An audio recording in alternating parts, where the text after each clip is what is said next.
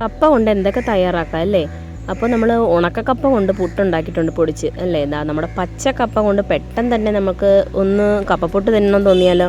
അപ്പോൾ ഇവിടെ പച്ചക്കപ്പ വെച്ചിട്ട് ഒരു സിമ്പിളായിട്ട് പെട്ടെന്ന് തന്നെ നമുക്ക് പുട്ടുണ്ടാക്കിയെടുക്കാം. അപ്പോൾ അതെങ്ങനെയാണ് തയ്യാറാക്കേണ്ടതെന്ന് നമുക്ക് നേരെ വീഡിയോയിലേക്ക് പോകാം.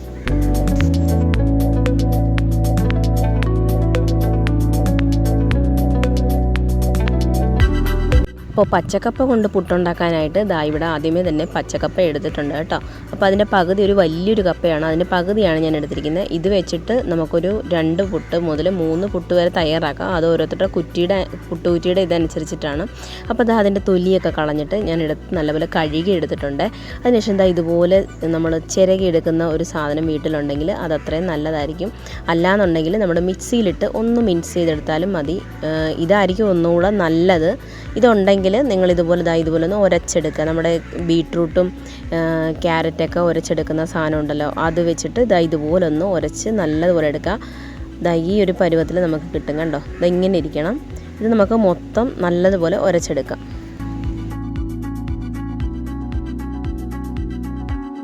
അപ്പോൾ ഞാൻ ഇവിടെ മൊത്തം അത് ഉരച്ചെടുത്തിട്ടുണ്ട് കേട്ടോ നമ്മുടെ കപ്പ. അതിനകത്തേക്ക് നമ്മൾ ആവശ്യത്തിനുള്ള ഉപ്പിട്ട് കൊടുക്കുക. ഉപ്പിട്ട് കൊടുത്തതിന് ശേഷം ഒരു 10 മിനിറ്റ് റെസ്റ്റ് ചെയ്യാൻ വേണ്ടി വയ്ക്കുക. നമുക്ക് ഈ കപ്പയിൽ നിന്നൊക്കെ വെള്ളം വരുമല്ലോ, അതൊക്കെ ഉപ്പിട്ട് കൊടുക്കുമ്പോൾ അതിനകത്തുള്ള വെള്ളമയമൊക്കെ നല്ലതുപോലെ ഒന്ന് ഊർന്നു വരും. അതിന് വേണ്ടിയാണ് ഒരു 10 മിനിറ്റ് റെസ്റ്റ് ചെയ്യാൻ വേണ്ടി വയ്ക്കുക.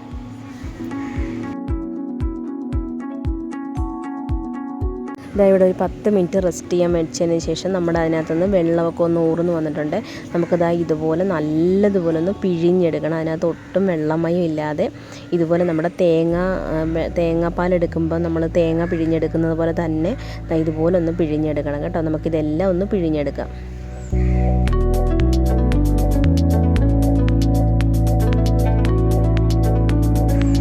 അപ്പോൾ അത് ലാസ്റ്റ് പിഴിഞ്ഞെടുത്തിട്ട് ലാസ്റ്റ് ഈ വരുന്ന പാലുണ്ടല്ലോ, ഇത് നമുക്ക് ആവശ്യമില്ല, ഇത് നമുക്ക് കളഞ്ഞേക്കാം.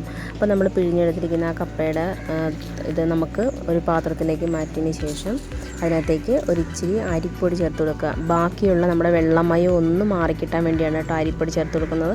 ഒരു ഓവറായിട്ട് നമ്മൾ അരിപ്പൊടി ഇട്ട് കൊടുത്ത് ഒരു 2 ടേബിൾ സ്പൂൺ ആദ്യമേ ഇട്ട് കൊടുക്കുക.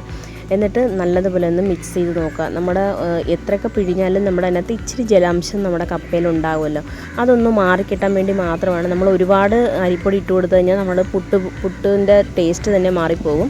അപ്പോൾ നമ്മൾ പിഴിഞ്ഞ് നല്ലപോലെ എടുത്തിട്ടുണ്ടെങ്കിൽ നമുക്കൊരു 2 ടേബിൾ സ്പൂൺ മുതൽ 3 ടേബിൾ സ്പൂൺ വരെ ആവശ്യം മതി. അതിൽ കൂടുതൽ ആവശ്യം വരത്തില്ല. അപ്പോൾ എല്ലാം ഇട്ട് കൊടുത്തിട്ട് ഇതുപോലൊന്ന് നമ്മുടെ പുട്ടുപൊടിയൊക്കെ നനയ്ക്കുന്ന പോലെ തന്നെ ഇതുപോലൊന്ന് കട്ടയൊന്നും ഇല്ലാതെ ഒന്ന് ഇതുപോലെ എടുക്കുക.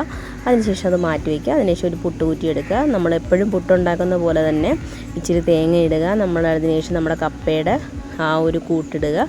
നടുക്ക് കുറച്ച് തേങ്ങ ഇടുക. ലാസ്റ്റ് കുറച്ച് കപ്പയുടെ കൂട്ടും കൂടി ഇട്ട് ലാസ്റ്റ് തേങ്ങയിട്ട് എടുക്കുക. അത്രയേ ഉള്ളൂ. നിങ്ങൾക്ക് ഇതിനകത്ത് വേണമെങ്കിൽ നിങ്ങൾക്ക് ഇറച്ചിക്കറി ഉണ്ടെങ്കിൽ ഇറച്ചി റോസ്റ്റൊക്കെ ചെയ്താണ് അതിൻ്റെ വേണമെങ്കിൽ മിക്സ് ചെയ്യാം. അതൊക്കെ ഇറച്ചിപ്പുട്ട് പോലെയൊക്കെ ആക്കിയെടുക്കുക. അതൊക്കെ നിങ്ങളുടെ ഇഷ്ടം. ക്യാരറ്റ് വേണമെങ്കിൽ ചേർക്കാം. അതൊക്കെ പുട്ടുണ്ടാക്കുന്ന ഓരോരുത്തരുടെ ഇഷ്ടമനുസരിച്ച്. ഇത് സിമ്പിളായിട്ട് നമ്മുടെ നാടൻ സിമ്പിളായിട്ട് ഉണ്ടാക്കുന്ന രീതിയിലത്തെ പുട്ടാണ് കേട്ടോ. അപ്പോൾ ഇതിന് നമുക്ക് ഒരു 10 മിനിറ്റ് നമുക്ക് നല്ല ആവിയിൽ വെച്ചൊന്ന് പുഴുങ്ങിയെടുക്കണം. അപ്പോൾ ഈ ആവിയിൽ വെച്ച് പുഴുങ്ങിയെടുക്കുമ്പോൾ നല്ലൊരു മണം വരും കേട്ടോ കപ്പ വെന്ത് കഴിയുമ്പോൾ.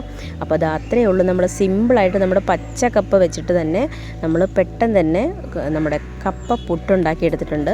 അപ്പോൾ എല്ലാവർക്കും സിമ്പിളല്ലേ ഇത്. എപ്പോഴും നമ്മൾ കപ്പ പുഴുങ്ങി കഴിക്കുന്നതിനെക്കാട്ടിലും നല്ലത് ഇങ്ങനെ ഒന്ന് തയ്യാറാക്കി നോക്കിയേ. ഇറച്ചിക്കറിയുടെയും മീൻ കറിയുടെ കൂടെയും വേർക്കാൻ വരെ നല്ല ടേസ്റ്റാണ് കേട്ടോ. അപ്പോൾ എല്ലാവരും ഒന്ന് തയ്യാറാക്കി നോക്കണം. തയ്യാറാക്കി നോക്കിയിട്ട് ഫീഡ്ബാക്ക് ഇടാൻ മറക്കല്ലേ. അപ്പോൾ ഈ വീഡിയോ എല്ലാവർക്കും ഇഷ്ടമായെന്ന് വിചാരിക്കും. നമ്മുടെ ചാനൽ സബ്സ്ക്രൈബ് ചെയ്യാൻ മറക്കല്ലേ. പുതിയൊരു വീഡിയോ ആയിട്ട് വരുന്നതിന് thanks for watching. Thank you. By.